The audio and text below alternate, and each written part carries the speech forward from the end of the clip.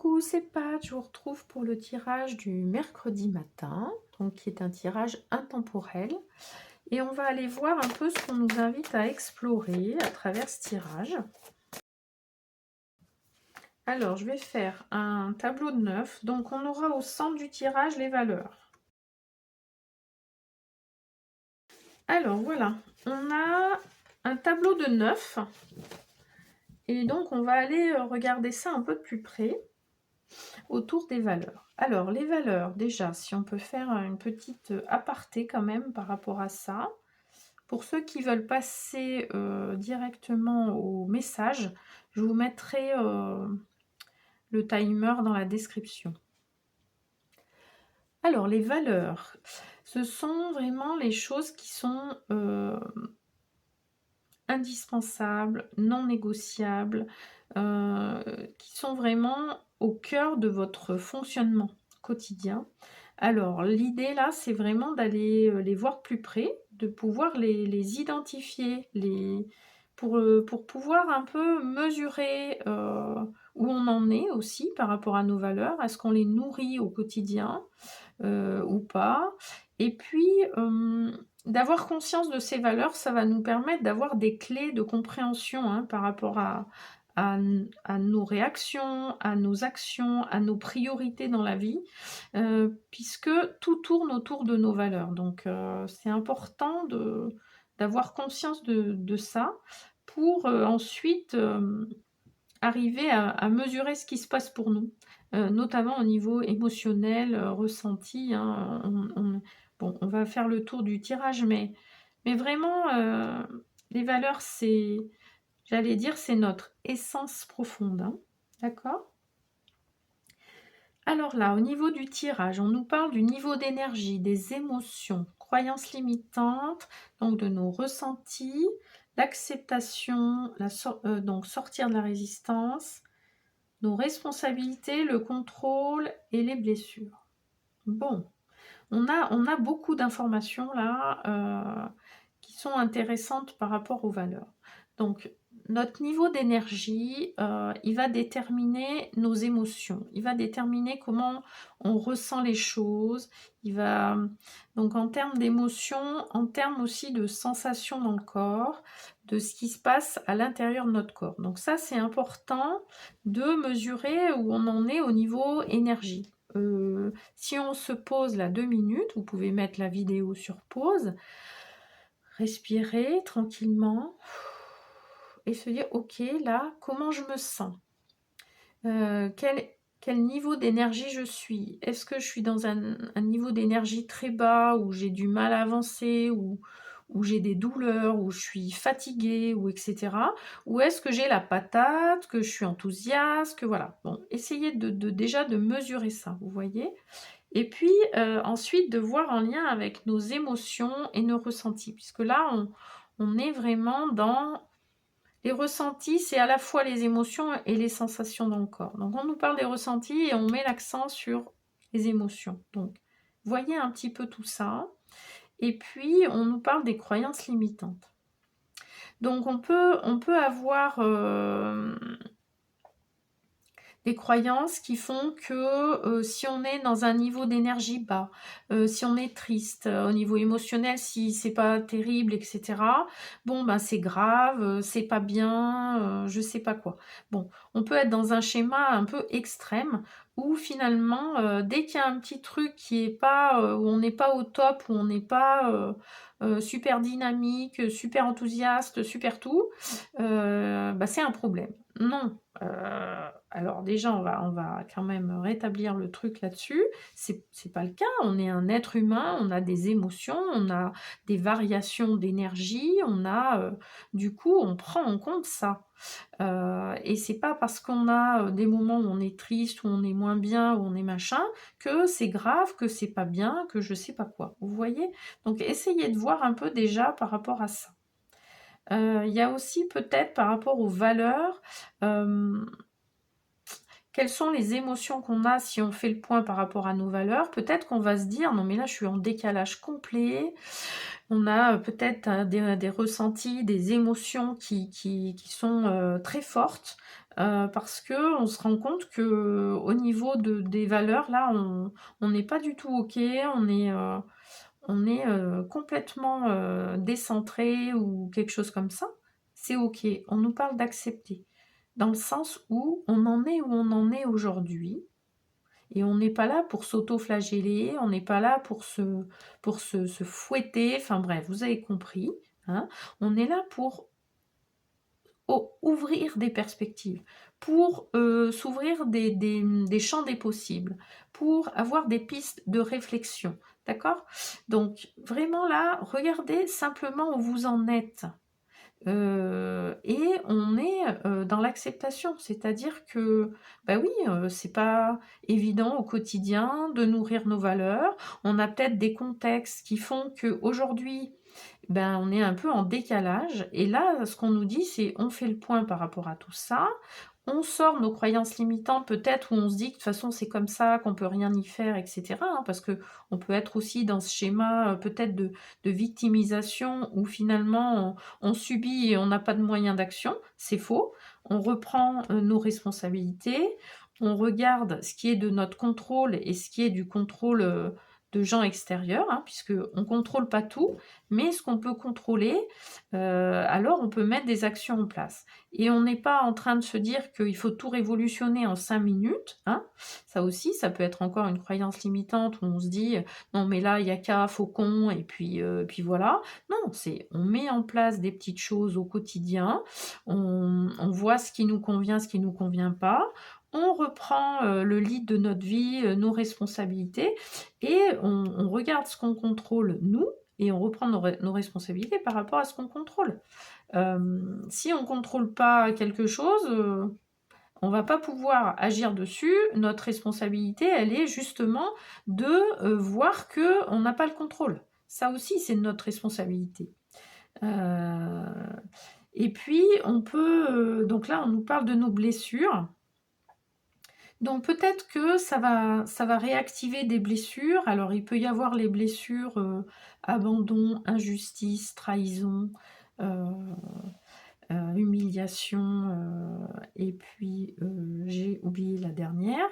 Mais là, c'est pas forcément, sur ces blessures-là, c'est aussi comment, vous quand on parle de blessures, sur quoi à quoi ça vous fait penser, en fait? C'est aussi ça. Parce que là, on est vraiment dans la voie de l'esprit et dans la voie du mental, pardon, et on se sert vraiment de notre mental là, pour aller, identifier des choses, mesurer les choses de manière objective et juste. Vous voyez?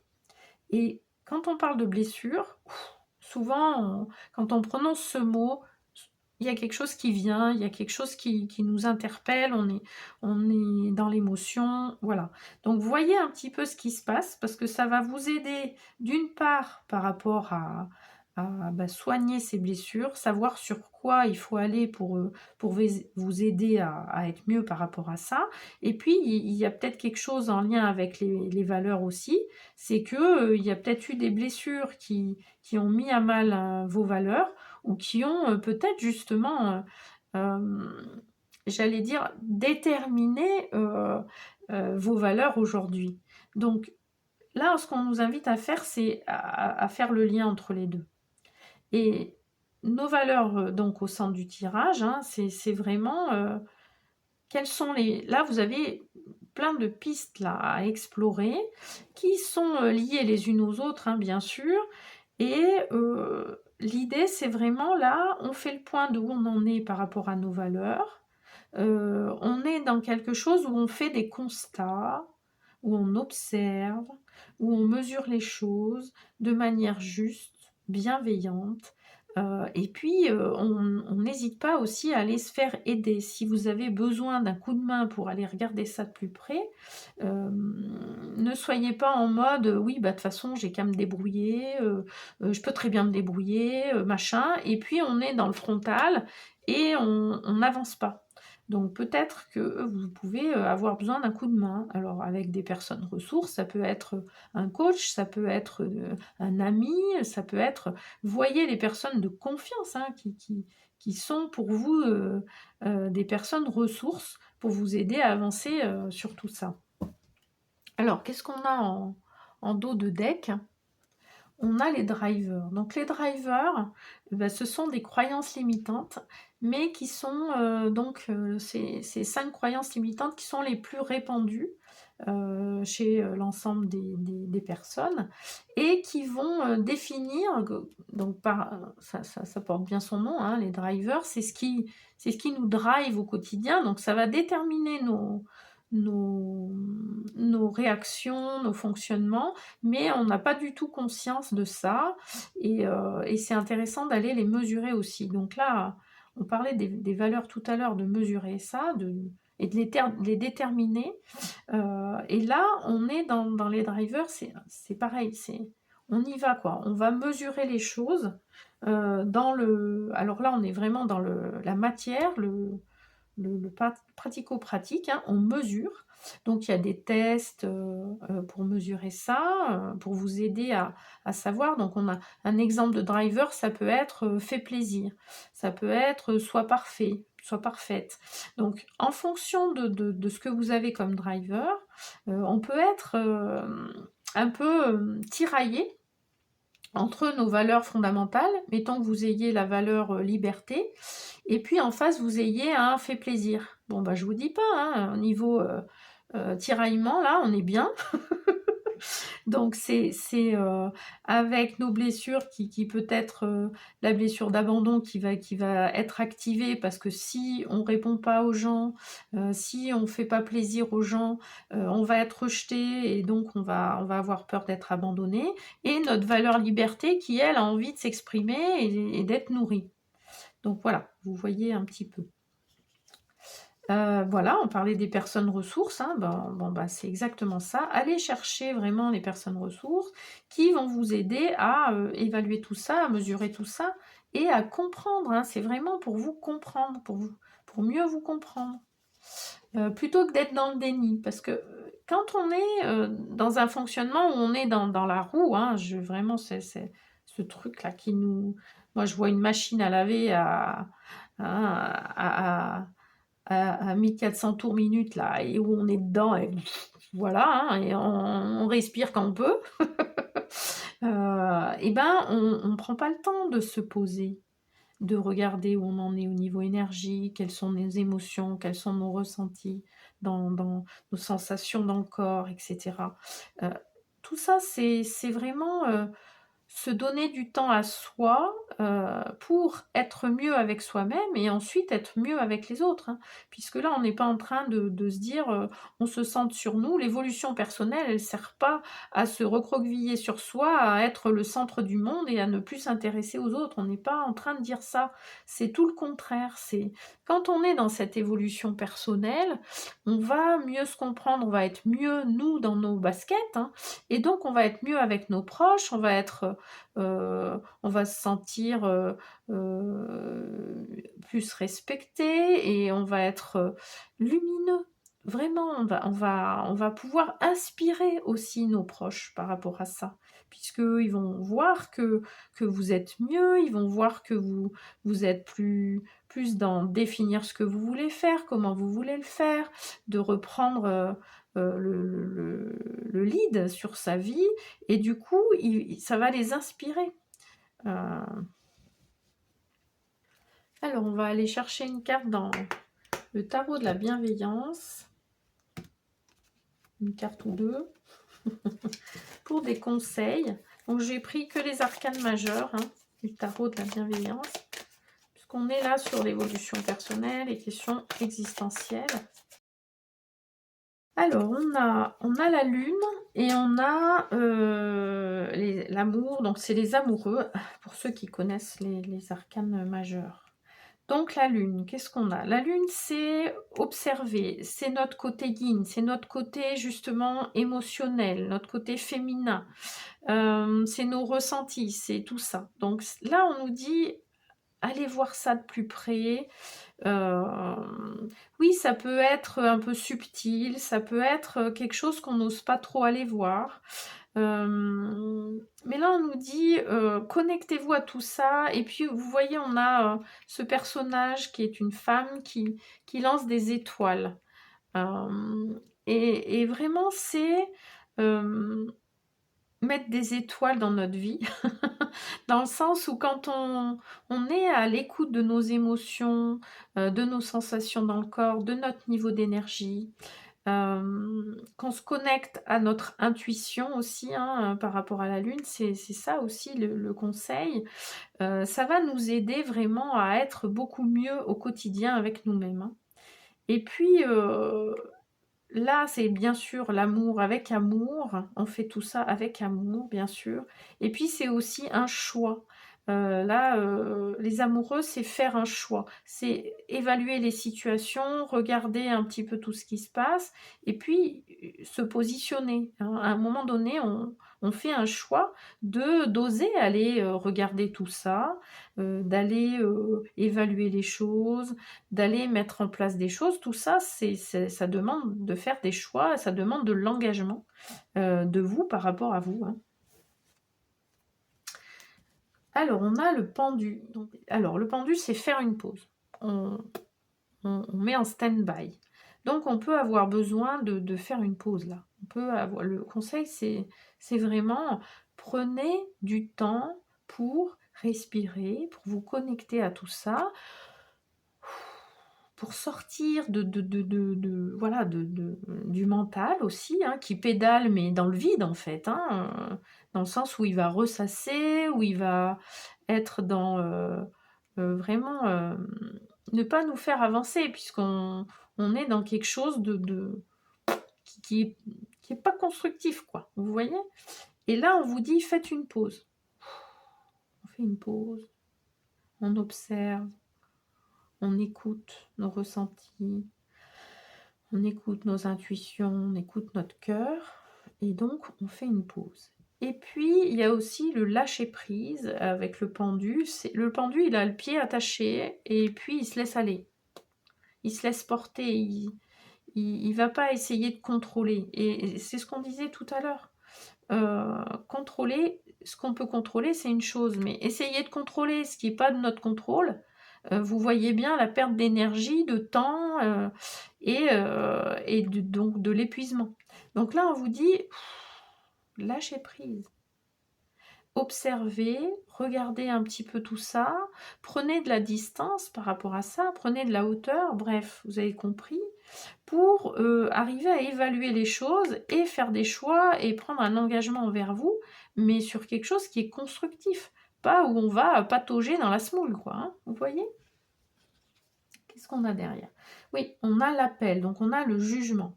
Donc le fait de faire cette pause, de lâcher prise, de s'autoriser à se poser et à prendre du repos aussi, hein, ça peut être, hein, vraiment, ça va nous permettre d'évaluer les choses de manière juste et équitable, hein. On va faire là, on est dans le choix, hein, on se dit, on est confronté à un choix, et là, l'appel, le jugement, c'est on est capable de faire ce, ce choix, on est capable de prendre un engagement envers nous en connaissance de cause, en ayant vraiment évalué les choses. Et on est appelé à ça, c'est-à-dire à se poser, à prendre du temps pour ensuite faire les bons choix pour nous, les choix justes, bienveillants, etc. Hein, vous voyez? Ouais, donc on a la tour, hein. La tour, c'est vraiment tout explose. Et oui, ça peut être tout ça, ça peut être de vraiment on remet en question, hein, parce que là c'est ça, hein, on remet en question la manière dont on fonctionne, la manière dont on se prend en compte ou on ne se prend pas en compte du coup, hein, ça peut être ça. Et là, oui, c'est la tour, c'est la révolution. Évidemment que si jusqu'à maintenant, vous avez aucune notion de ce que sont vos valeurs, de ce que sont vos drivers, d'être à l'écoute de vos émotions, de prendre conscience de tout ça, bon bah oui, c'est sûr que c'est une révolution. Donc là, on vous dit pas qu'il faut tout faire en même temps et qu'il faut tout faire péter comme ça d'un coup d'un seul. C'est pas ça qu'on dit. C'est vraiment ok, on observe, on prend le temps, on regarde où on en est aujourd'hui et petit à petit, on va voir ça. Et puis, on va s'intéresser à ça. Et puis voilà, là, ce sont des pistes, hein, de réflexion, d'exploration. Et on ne vous dit pas qu'il faut faire tout en même temps, d'un coup d'un seul, en 5 minutes. Hein, d'accord? Pour terminer, je vais aller voir dans l'oracle de la féminité sacrée, un message spécial dédicace aux femmes. Donc, je vous invite à liker, à partager la vidéo, à vous abonner si ces vidéos vous inspirent, vous parlent.